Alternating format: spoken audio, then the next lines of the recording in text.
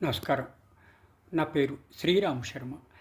వయసు వచ్చిన అత్తగారు, మామగారి పైన వరకట్న హెరాస్మెంట్ క్రిమినల్ కేసును కొట్టివేయడం జరిగింది. అంటే వాళ్ళు గెలిచారు. కోడలు పెట్టిన వరకట్న వేధింపుల క్రిమినల్ కేసు అత్తమామలో 6 సంవత్సరాల తర్వాత గెలవడం జరిగింది. కొడుకు, కోడలు తమ ఇంటిని ఖాళీ చేసి వెళ్ళిపోవాలని తీర్పు వృద్ధ అత్తమామల ఫేవర్గా ఇచ్చింది బాంబే హైకోర్టు. సీనియర్ సిటిజన్స్ ఆస్తిపై ఉన్న హక్కులను వివాహిత కేసులు ఆపలేవని, ఇవి ఓవర్ రిడెన్ అవుతాయని బాంబే హైకోర్టు తీర్పు చెప్పడం జరిగింది.